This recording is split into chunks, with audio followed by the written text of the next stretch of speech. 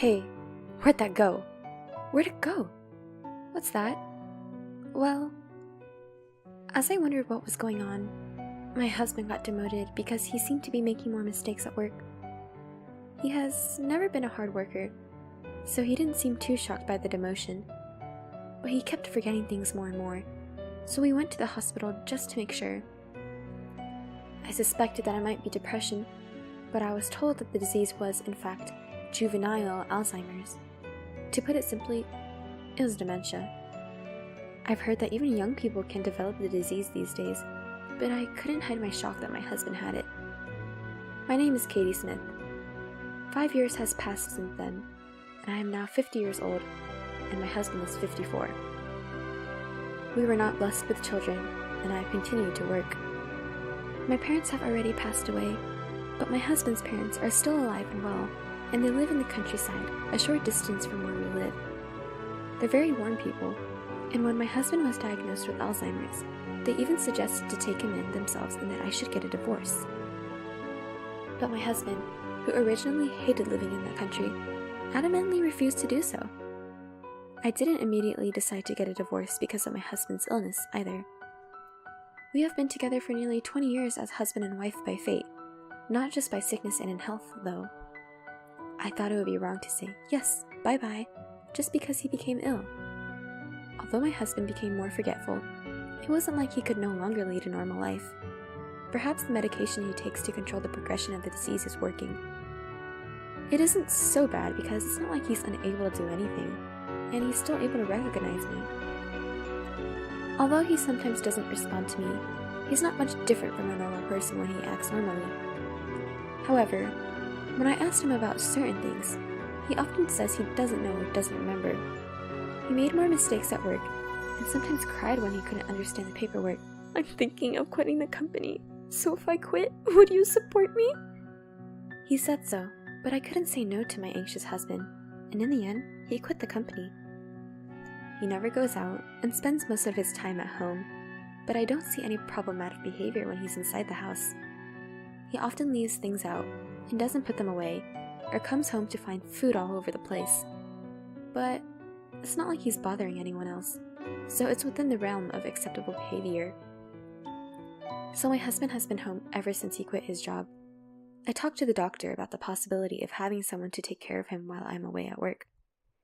But he said that I don't have to worry too much because he still has the ability to detect danger.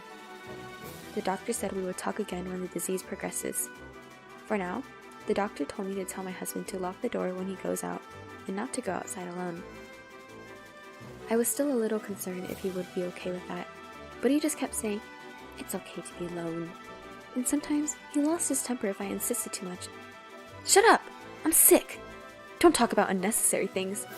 You're confusing my head more and more. Be considerate to me. I had to leave him alone because I couldn't handle him. 5 years before my husband's illness was discovered, at the age of 40, I was promoted to a section manager. My salary increased, so even if my husband left the company, we didn't suddenly find ourselves in a difficult situation. We didn't have children, so we had a good amount of savings, so there was no need to panic when the time came, and the savings were still untouched. I was really glad that I was working. I only hope that the life will continue to be as normal as possible. However, there's one thing that's been bothering me lately. Things often go missing.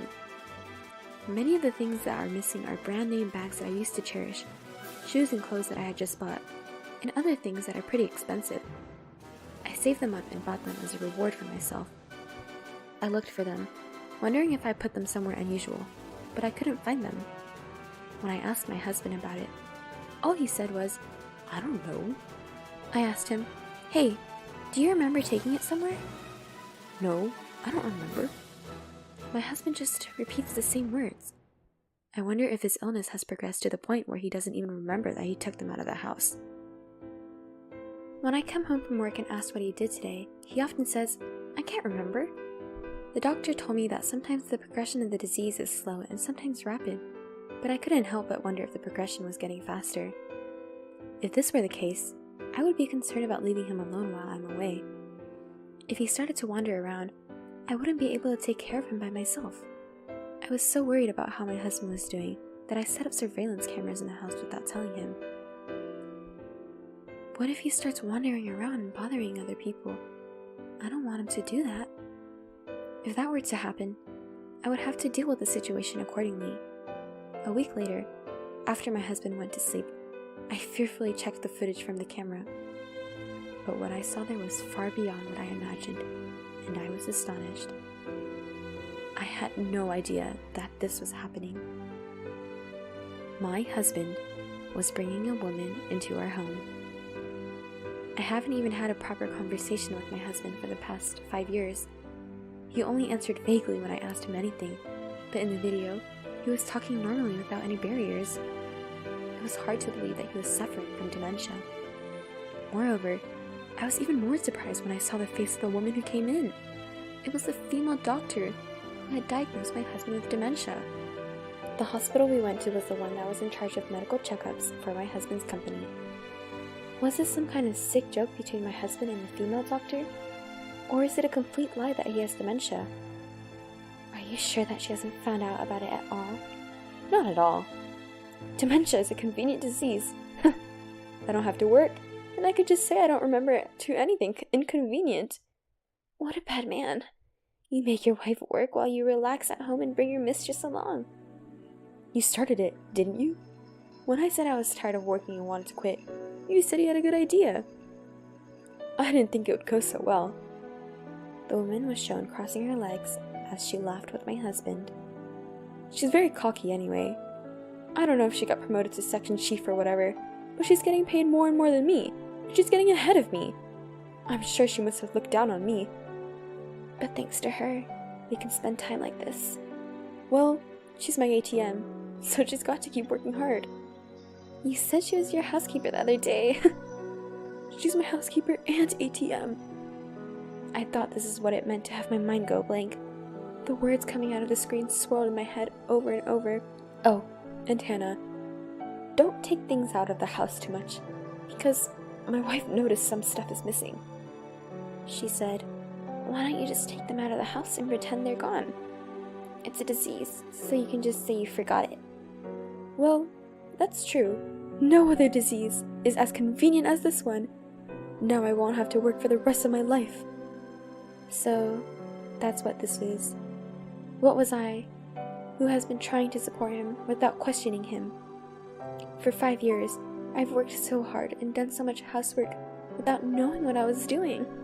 I felt like an idiot and felt as if my power has been drained from my entire body. For some reason, I suddenly burst into laughter. I thought I might have gone crazy. That's how angry, sad, frustrated, and despairing I felt. The despair didn't end there.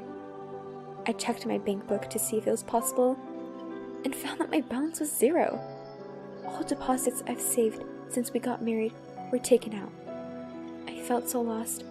I thought it was the end of the world. I couldn't feel any emotion. When dawn broke, my husband woke up with a nonchalant look on his face, and as soon as I saw him, I felt a rage welling up inside my emotionless soul. Where's breakfast? I felt like grabbing my husband by the chest and cursing him with all my power, but I resisted the urge. My husband still didn't know that I knew the truth. I couldn't stop myself from just confronting him with the truth and making him apologize right here and now. However, I had no idea what to do, but I knew that even if I got angry at him, he would just smile at me and say, "You found out, didn't you? What are you planning to do today?" "What is it? You never ask me that." "I'm just wondering what you do at home every day."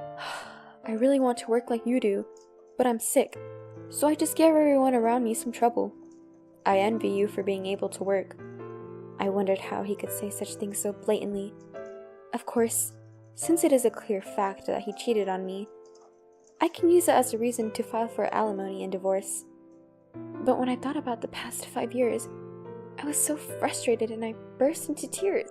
I feel that people who can do such things with impunity would normally say, "I'm just kidding." Then, they will try their best to make excuses by putting up some unexplainable logic.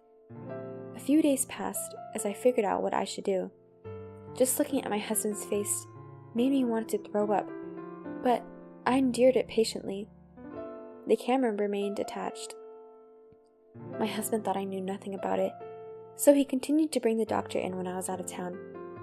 I said, "Hey, did anyone come in today? I thought I smelled someone else." He said, "Well, I might have came, but I don't remember. Maybe it was a salesman." "So, how are you feeling? You've been looking better lately. Are you on the mend treatment?" I don't think so. I think I've become more forgetful lately. The doctor said that once you have the disease, you can slow down the progression, but you can't cure it." That's right. That doctor was a beautiful woman, wasn't she?" "Was she? I can't remember her face." In a way, I was impressed that he could continue to act like this for so long. I couldn't just shut up and sit, so I visited my parents-in-law with the recorded video in my hand without telling my husband. They're always so kind and considerate to me, but they're my husband's parents. It was a lie if I said I didn't worry at all. No matter how bad he might be, he's their son, and they could take my husband's side rather than mine. They might say that my husband cheats on me because I, his wife, am not good enough.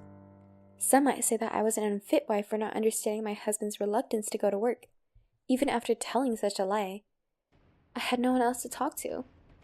I was thinking, if both of them blamed me, I would just give up, shut up, and get a divorce. "Mr. and Mrs. Smith, I'm sorry to call you out of the blue, but I wanted to talk to you about something." "What's wrong? You look so worn out. What happened?" "Ma'am, Anyway, come on up. Are you hungry? I'll make you something hot to eat." My mother-in-law's words almost made me cry. I didn't need to worry at all. My parents-in-law, who saw the video of the affair between my husband and the female doctor, got down on their knees and apologized to me on the spot. "Stupid son, I'm so sorry." "Katie, I am so sorry." Instead of blaming me, they were crying and holding my hands, which made me cry too. It was as if all the tension that built up in me for so long was suddenly gone. But that didn't make my anger at my husband disappear. But I was happy from the bottom of my heart to know that I had someone on my side. There was one more thing that made me happy. To my surprise, I received an offer of promotion to a department head position. I was more than happy to know that there was a place where I would be recognized if I worked hard. I was reassured that there was a place for me, too. "Hey, Katie! Katie! Are you listening to me?" "What? Oh, I'm sorry. I was a little spaced out.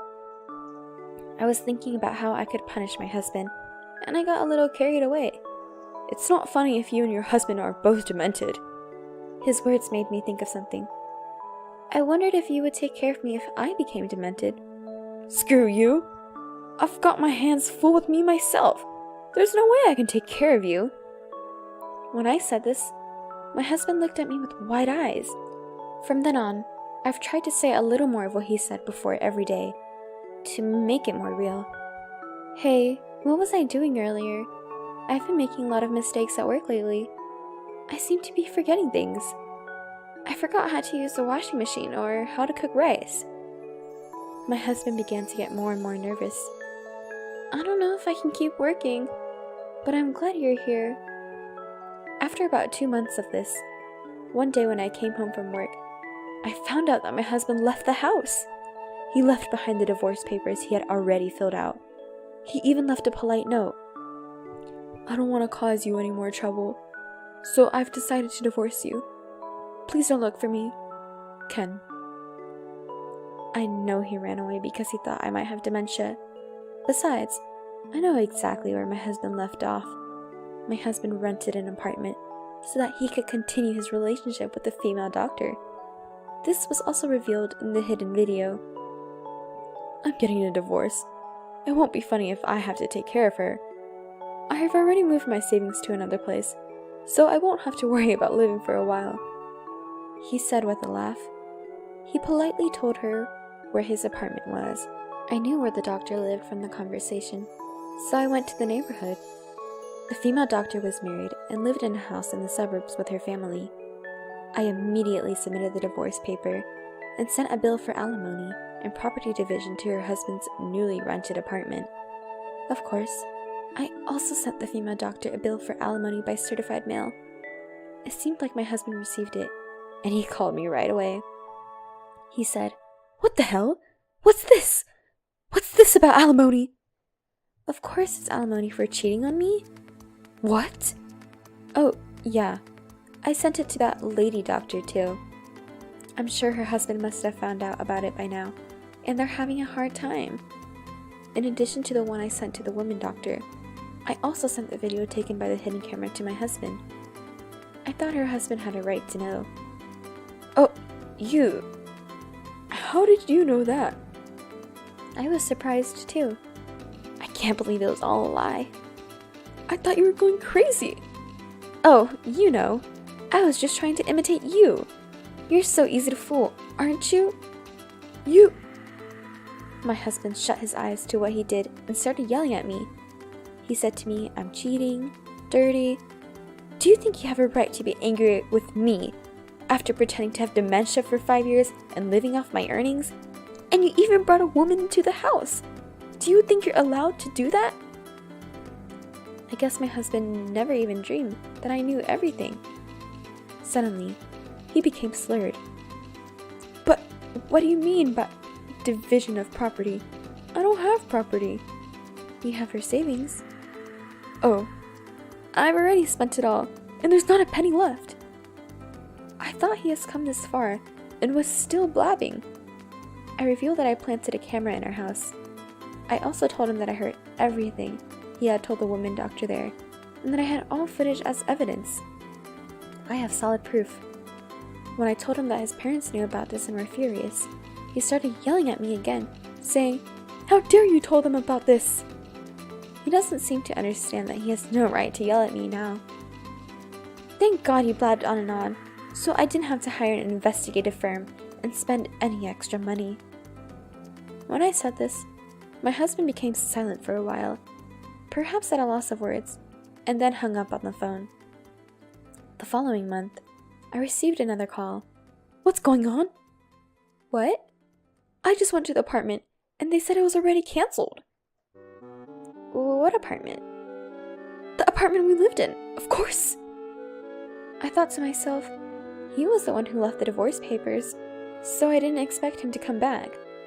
When I told him that I canceled the lease immediately after my husband left, he started to get angry, asking me why I did without telling him.